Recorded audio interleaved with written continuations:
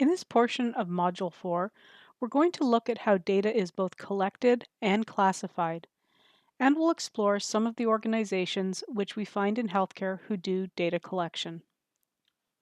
There are a number of ways that HIM professionals can fill roles in data classification and terminologies. We're qualified to code, abstract, retrieve, and present health data using classification systems, terminologies, and nomenclatures. We're able to perform data quality assessments, and we can provide analyzed data upon which decisions are made, as well as assist in the use of the data for the decision support groups. We can develop and apply standards for data terminologies and classification systems, and this is an area that's expanding for us and one I'll talk about on the next slide. Additionally, our skills in data collection and identification can be applied to the design of systems. One of CHIMA's directions has been to further HIM training by including certification in areas of specialty. This is something new that CHIMA has been working on, and there are a number of areas which they have identified as areas where they would like to build specialty certifications. This includes terminology standards, as well as other areas such as a health information technology specialist, health records coding specialization, release of information specialization, risk management specialization, etc. So they have a number of these that they would like to develop over time, but the first one they're working on is the terminology standard certification. Early in 2016, CHIMA developed the Canadian Terminology Standards Certification Curricular Competency Document, which is a document that outlined the things that they wanted to be able to teach within this specialty certification. It was posted for open review and comments and has since been finalized and revised, and it's being supported by the Regenstrief Institute and the International Health Terminology Standards Development Organization. So this has been aimed at anybody who's working in eHealth with an interest in or job related to terminologies, EHR interoperability, and or coding classifications. In March of 2016, they issued the finalized curricular competency and are currently going through their next steps, which is building the documentation for what organizations need to do to accredit to teach this content and to start working with schools that are interested in pursuing teaching the certification. So hopefully it will be coming soon to some of the educational institutions. These specialty certifications will be accredited by CCHIM. They offer a great opportunity if you have an area that you're specifically interested in and if you want to take your HIM career to the next level. These certifications will allow you to progress in areas that are of interest to you and give you extended opportunities for advancement. If you're interested in, I've included a link to a little more information about the standard, and you can go out and read that over and see what's coming with it. Let's start off with a bit of a review about data collection then and now. This is material you may have seen in some of your other courses within the HIM program, so it may be a review for you. Back then, in 16th century London, England, there were weekly lists which were known as London Bills of Mortality. And these were created by local parish clerks, so in all the different churches, and they included births, christenings, deaths, the age of the person, the gender, and why they died. And they use these primarily to, first off, keep track of the changes in the population, but also to warn about plague epidemics. So they could look at these records and see if a trend was happening and determine if a plague might be occurring. In 1662, John Grant was the first person to attempt to statistically classify diseases. So he started using these London Bills of Mortality to create tables and to do some comparative analysis to try to determine statistically how likely you were to get diseases or how likely you were to die from them. From the humble beginnings of the Bills of Mortality in London, England, we jump forward to today. Today, data collection is on a greater scale than people from that time could have ever imagined. Today we have the Unified Medical Language System, or UMLS. which is produced by the National Library of Medicine in the United States. It's a metathesaurus, and it lists over 150 electronic, biomedical, and health-related standardization terminologies. Just as a side note, the term metathesaurus draws on Webster's dictionary third definition for the prefix of meta, which means more comprehensive or transcending. So, in a sense, the metathesaurus transcends the specific thesauri, codes, and classifications it encompasses. So, it's the larger containing body which has all of these different terminologies and standards within them. These standardization terminologies include ones for patient care, for health services billing, for public health statistics, for biomedical literature, indexing and cataloging, and for basic clinical and health services research. So while we know there's over 150 of these in UMLS, what we don't know is the number of non-standardized local code sets. So these are ones that have been developed by users in organizations or the organizations themselves in order to meet their own needs, and they're used specifically within that organization. How do we use data? Many of these will be reviewed for you, and you'll have seen them within the other courses within this HIM program, but we're going to do a quick review.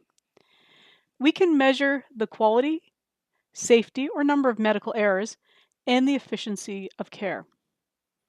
We can use data to make clinical decisions based on the output from multiple systems. So this would be a clinical decision support system, which pulls information from many systems and helps enable decisions to be made within a clinical setting. It can enable the connectivity of information systems for continuity of care. So this allows information to be shared between systems to ensure that all of the information which is needed for patient care is available at the right time and in the right place. It can be used to design payment systems and to process claims for reimbursement. And it can be used to conduct research, epidemiological studies, and clinical trials, although in this case we make sure that the data is de-identified before it's released for use. It can be used to help set health policies and to work with the design of healthcare delivery systems. We can use data to monitor resource utilization, whether that's how many beds are available in the hospital environment, or do we have enough linens to make up those beds. We can use it to improve clinical, financial, and administrative performance by monitoring our current performance and then looking at ways to improve it. We can identify fraudulent or abusive practices, and we can manage care and disease processes. We can also develop protocols to assist physicians in walking through treating patients and walk through how to manage and take care of conditions and diseases. We can track public health and risks, and we can provide data to consumers regarding the costs and outcomes of the treatment options. We know there's a lot of data out there, and we know we use it in many different ways. So the question is, why do we classify data? There's a number of reasons for it. It helps us to standardize, which is very important, especially when we're trying to achieve interoperability between different systems, be they within a healthcare environment or in a larger picture external to the healthcare environment to other organizations or across provinces or Canada. Data is the foundation of the EHR, so standardizing it assists with having EHRs work properly and be interoperable. Classification of data also allows data to be found more quickly and efficiently, and it enables a lot of different studies such as the incidence and prevalence of disease. Classification can help to enable measurement of various clinical outcomes and the evaluation and monitoring of quality of care. Classified data can be used for resource utilization and for grouping in order to facilitate studies and research. Let's take a look at a couple of terms that will help you to better understand classification. The first is concept. So a concept is a mental representation of an object or a fact in the real world.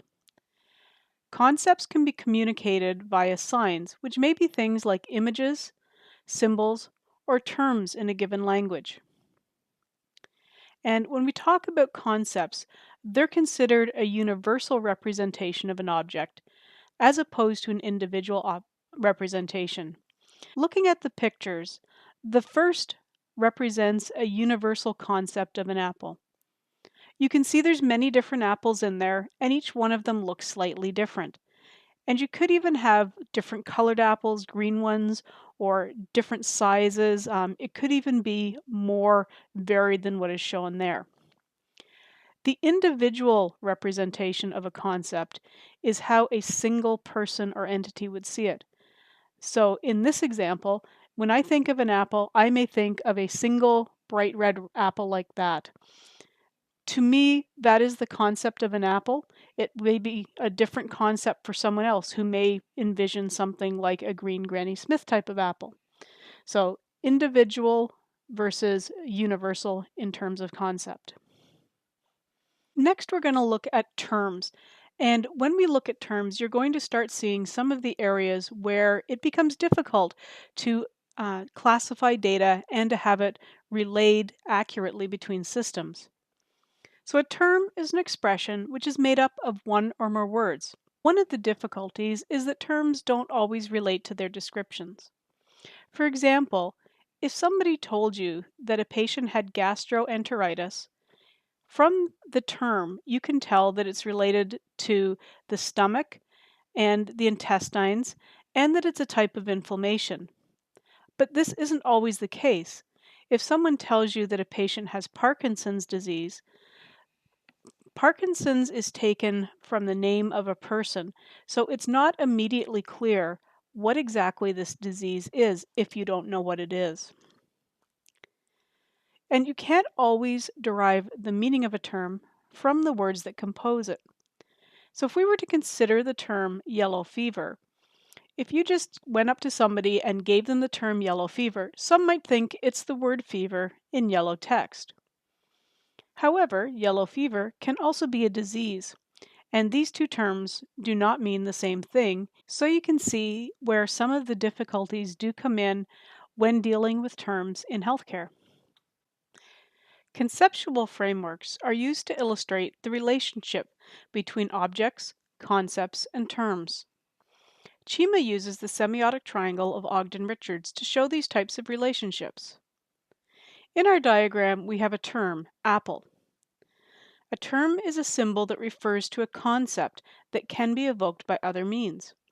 So, if you say apple, for the most part, people will bring to mind thoughts of a red, round fruit, which describes that symbol. As mentioned between universal and individual, each person may have a different thought associated with the generic term. Once we have the term and the concept, these can be linked together as an object in your mind, as an apple. The triangle is intended to show that there's a relationship between symbols and thoughts. When we say the term apple is a symbol, the concept of apple as it appears in our minds describes that symbol, and it's used to link to the object of an apple, connecting words to their meanings.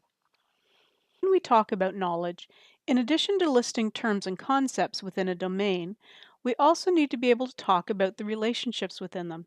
So we're going to explore two types of relationships, hierarchical and transverse, and there's two subtypes within hierarchical. So hierarchical relationships refer to ones where two concepts are connected, but one is broader than the other. The first type of hierarchical relationship is that of generalization specialization. This type of relationship links a parent concept, so something that is more general, with one or more children concepts, which are more specific. And the children concepts will all have the properties of the parent, plus potentially some additional ones. So if we look at the example of fish, the general or parent concept is fish, and you can see that fish is a generic term. There's many different fish there. When we move down to the specific or child concept, you'll see that out of that big grouping, we've specified one specific type of fish, a red snapper. And it's going to have properties that are similar to its parent. So it's going to have gills and fins and swim in the water. But it's also going to have properties that are specific to itself, such as the red coloring. So the specific or the child is a subset of the general or parent. The second type of hierarchical relationship is known as part-whole. And this links two concepts where one is part of the other. So if we take the concept of ocean as being the whole, the ocean encompasses many different things. If we take the concept of fish, fish is a part of the whole because, as you can see, there are fish contained within the ocean. The other type of relationship is a transverse or transversal relationship, and these relationships are non-hierarchical. They're used to represent relationships between concepts where one is not included with the other. So this is in contrast to the part whole we talked about earlier, where we talked about the fish being part of the whole ocean. We're going to look at it in terms of two concepts which are frequently found when looking at various classifications. One is a device, so a tool you use. The other is a finding site, so the location of something. So a fish is found in the ocean, and a fish can be caught with a fishing rod. So a fish can be found within the finding site of ocean. A fish can also be caught with the device of fishing rod. When we go back to the fish and take a look at it in comparison to these two concepts, what we find is a transverse relationship in that the fish is not a kind of or a part of the ocean, nor is it a kind of or part of a fishing rod. So let's look at this again in a slightly different way and then with another example. So you can see that we have two concepts, ocean and fishing rod. The ocean is a finding site and the fishing rod is a device. And when you look at the two of them, both of them do have a relationship to the term fish. However, a fish is not a kind of an ocean, nor is it a kind of a fishing rod. This is a different type of situation than you would find with a hierarchical relationship. In the hierarchical relationship, the fish would either be a part of the whole or a specialized piece of the more generalized group. But in a transverse relationship, there is not that linkage, so the fish is neither part of the ocean nor is it a fishing rod. This concept can be somewhat confusing. So let's take another quick look at a transverse relationship where hepatitis C is the example we're going to use. So hepatitis C is a type of liver infection, and it is due to the hepatitis C virus. In this case, the concept of liver is the finding site of hepatitis C, and the concept of the hepatitis C virus is the causative agent of the concept hepatitis C. These relationships, the finding site and the causative agent, are transverse, as hepatitis C is not a kind of or a part of a liver or a hepatitis C virus. There are a number of different types of classifications, and these include classification, nomenclature, and terminology. And we're going to take a little look at all of them. They may be familiar to you from previous courses, in which case this is a bit of a review. So a classification is an arrangement of the elements of a subject into groups or categories according to pre-established criteria. It's an ordered system of concepts based on classes or categories within a domain, and there may be implicit or explicit ordering principles. Classes are defined depending on their intended uses. And in classification, all of the possible codes are always predefined, so this leaves no flexibility for making things up on the fly. Examples of classifications you're familiar with are CCI and ICD-10-CA. Nomenclatures are systems for naming things.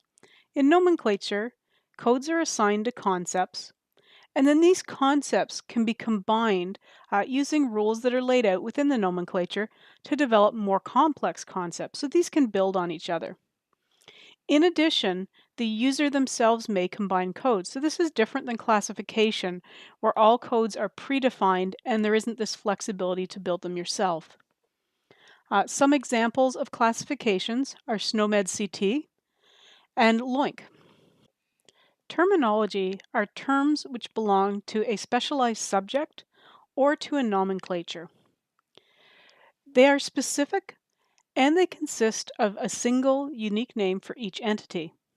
So there isn't the ability to have multiple names for an entity. Many classifications and nomenclatures are types of terminologies.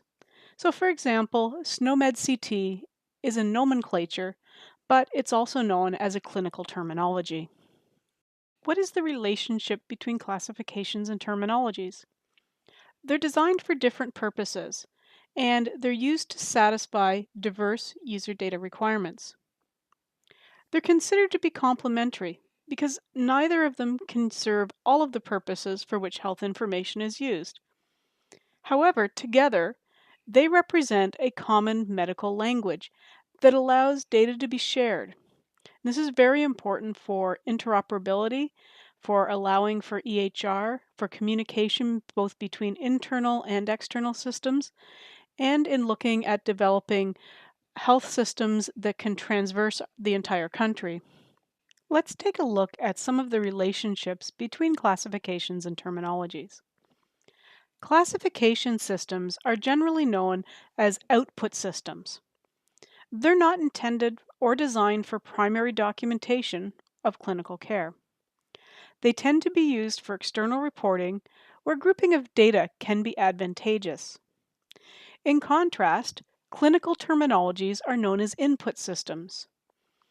They're designed for primary documentation of clinical information. They're typically only used in EHR systems as they codify information which is captured during this patient care. So when you look at these two, there's a kind of a sweet spot between them where common medical language can be found. In this area, data sharing and interoperability between EHR systems can occur. It's also within this area that you can find opportunities to facilitate national infrastructures. So these are infrastructures in the health system that are found across Canada, such as the Pan-Canadian Health Network. If you are watching this presentation within the classroom, you'd now be doing a terminology and classification activity. I encourage you to do this even if you are watching this as a pre-recorded video. And in order to do this, you're going to pick one or two of these classification or terminology acronyms, and you're going to do a little bit of research. In class, you would share it with the rest of the class, but for your own purposes, just take a look at them and try to document to achieve the questions we have listed here. So what you want to answer is whether the acronym refers to a terminology or a classification. Provide some high-level information on how it's structured, a little bit about what it's used for, and where is it used, and what organization oversees it. In the classroom, your classmates would now have provided you with a fair bit of information about these various terminologies and classifications. However, for the purpose of this recorded lecture, we're going to go through them one at a time and provide some high-level information. At the end of the lecture, there are also links to all of them, so I encourage you to go out and explore them on your own to gather more information and to become more familiar with them. The first terminology we'll look at is LOINC, the Logical Observation Identifier Names and Codes. The vision of LOINC is to be integrated into every clinical information system that shares or aggregates data. It's a universal code system for identifying laboratory and clinical observations, and its purpose is to enable the exchange and aggregation of electronic health data from many different independent systems. It's very widespread. It's used in 167 countries and has almost 40,000 users. And there's many countries who have adopted it as a national standard, and this includes both Canada and the United States. Currently, it's utilized within 7 provincial health systems within Canada. Some of the uses of LOINC include viewing, downloading, and transmitting of data to third parties, cancer case reporting, the ability to send and receive electronic lab results, provision of care summary when care is being transitioned from one organization to another, provision of clinical summaries for patients, and the submission of reportable lab results to public health. And LOINC is overseen by the Regenstrief Institute. It's important to note that in Canada, LOINC has been implemented as PCLOD, the Pan-Canadian LOINC Observation Database, and this helps to provide standardization for different lab tests across various organizations and platforms, and allows for standardizing of laboratory test names and semantic interoperability between disparate lab systems. And so this is our Canadianized version of LOINC. CPT is the current procedural terminology, and it's a clinical vocabulary developed and maintained by the American Medical Association. It describes medical, surgical, and diagnostic services, and it's designed to communicate uniform information about medical services and procedures in between physicians, coders, patients, accreditation organizations, and payers for administrative, financial, and analytical purposes. So if you compare CPT to ICD-9 or ICD-10, the difference is that CPT identifies services rendered rather than the diagnosis. So in this way, it's a little bit more like CCI. And CPT is used primarily for physician billing. ENCODE-FM, the electronic nomenclature and classification of disorders and encounters for family medicine, is a systematic and controlled terminology for use in family medicine, and it was designed specifically for use at the point of service in primary care. None of the large nomenclatures, which are over 100,000 terms, were intended to cover the whole health system and describe all of the clinical content. So this means that in family medicine, there are cases when some of these larger nomenclatures do not have all the terms which are needed. So ENCODE-FM helps to fill this gap, and it contains things like systems, complaints, diagnoses, disorders, and reasons for encounters that are seen in primary care specifically.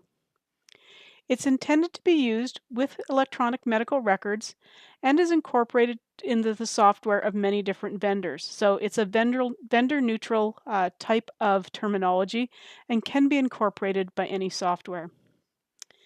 It allows for aggregation of data by the 3 internationally recognized classifications of disease, which are most often used in primary care. And these include ICPC, ICD-10, and ICD-09-CM. Designed to be flexible, and it's considered to be an evolving terminology, meaning that as terminology and usage of medical terms change throughout usage and time, it can adapt to those changes. The Unified Medical Language System, or UMLS, is a set of files and software that bring together many different health and biomedical vocabularies and standards in order to help interoperability between computer systems. It consists of the Metathesaurus, which includes terms and codes for many vocabularies, including CPT, ICD-10-CM, LOINC, MESH, RxNorm, and SNOMED-CT. It also contains a semantic network. So these are broad categories, otherwise known as semantic types, and the relationships, or semantic relations. It includes tools that help with natural language processing, and these are known as the specialist lexicon and lexical tools. UMLS can be used to enhance or develop applications such as electronic health records, classification tools, dictionaries, and language translators. There are many different types of applications which use UMLS. Some of these include applications which link health information, medical terms, drug names, and billing codes across different computer systems, search engine retrieval, data mining, public health statistics reporting, and terminology research. UMLS was developed by the United States National Library of Medicine. Next, we're going to look at a number of different classifications. The International Classification of Diseases, ICD, and its Canadianized version, ICD-10-CA, are ones you should be very familiar with. ICD is an international standard for reporting clinical diagnoses, and it was developed by the World Health Organization. The Canadian variant was developed by the Canadian Institute for Health Information, CIHI. ICD-10-CA is a variable axis classification, and it uses an alphanumeric code which ranges from 3 to 6 characters. It starts with an alpha, followed by 2 numeric characters, a period, and up to 3 numeric characters. Valid disease codes include 3, 4, 5, and 6 character codes. ICD is a standard diagnostic tool used for epidemiology, health management, and clinical purposes. It's used by a wide variety of people, including physicians, policymakers, insurers, and patient organizations, and is used to classify diseases and other health problems which are recorded onto many types of health and vital records, including both death certificates and health records. ICD enables the storage and retrieval of diagnostic information for clinical, epidemiological, and quality purposes. Records provide the basis for the compilation of national mortality and morbidity statistics by World Health Organization member states. It can also be used for reimbursement and resource allocation by decision-making countries. ICD-10, the International Classification of Diseases for Oncology, is similar to ICD-10 in that it's a multi-axial classification system. It includes site, morphology, behavior, and grading of neoplasms. And while it's based on ICD-10, it allows for greater detail when describing neoplasms. The topography axis uses ICD classifications of malignant neoplasms, but then a morphology axis provides 5-digit codes, the first 4 digits being the specific histological term, followed by a slash, then a 1-digit representing the behavior. The separate 1-digit code is also provided for histological grading or differentiation. ICD-10 is used primarily in tumor or cancer registries, and similar to ICD-10, it was developed by the World Health Organization. CCI is another very familiar classification. It's the Canadian Classification of Health Interventions, and is a Canadian national standard for classifying healthcare procedures. This classification was developed by CIHI. It's multi-axial and hierarchical and uses an alphanumeric code. The main axis is the type of intervention. The first character of code identifies whether the intervention was therapeutic, diagnostic, or another type of healthcare. The remainder of the code is composed of components that further describe what that intervention is or how it's performed. It specifies precisely what interventions and services health professionals provide. It's designed to be service provider or vendor neutral, meaning that this classification can be incorporated into any software or system if the vendor so desires. It's also designed to be service setting neutral, and this means it can be adopted into any type of healthcare organization who needs to do these kinds of classifications. So using these neutralities is an approach to design that ensures that it's going to be compatible across a broad number of systems and interchangeable across various technologies. And CCI can be used comprehensively throughout the Canadian health system. The International Classification of Health Interventions, or ICHI, is another classification developed by the World Health Organization. It's an international tool for classifying healthcare procedures, and it's intended to be used in countries that don't, as yet, have their own classification of interventions.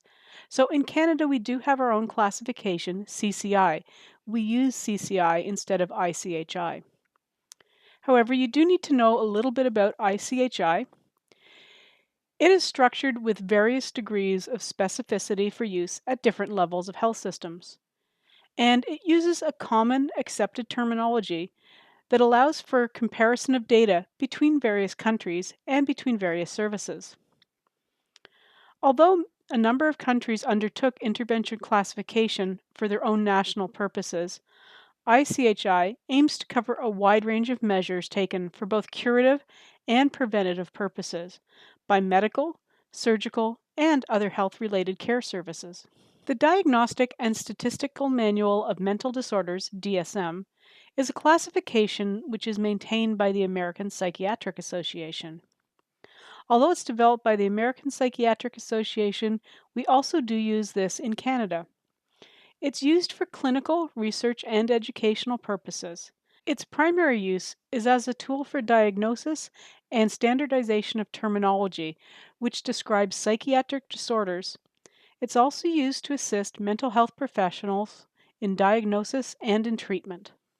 International Classification of Functioning, Disability, and Health, or ICF, is also published by the World Health Organization. It's a classification of health and health-related domains and provides a framework for measuring both health and disability, and this can be done at a population level or at an individual level. When used in conjunction with ICD-10, it can provide a complete picture of population health. It's also useful in the development of public policies, research, and determining the economic impact of disability. The International Classification for Nursing Practice, ICNP, was originally developed by the International Council of Nurses. However, based on its usability, it was accepted by the World Health Organization within the family of international classifications. It's a formal terminology and provides a dictionary of terms and expressive relationships. Nurses can use ICNP to describe and report their practice in a systemic way. The resulting information can be used to reliably support care, help with effective decision making, to inform nursing education, research, and health policy. International Classification of Primary Care, ICPC-2, is another in the family of World Health Organization international classifications. It has a biaxial structure consisting of 17 chapters, each of which is divided into 7 components. It's developed as an encounter classification and is used in general practice. It identifies patient data and clinical activity in the domains of general and family practice and primary care. In the primary care setting, it's used to classify the patient's reason for seeking attention from a health professional. It also documents the problem and diagnosis, interventions, and the ordering of these data in a structure related to the episode of care. The Resident Assessment Instrument, RAI, was developed by InterRAI, which is a collaborative network of researchers which spans over 30 countries.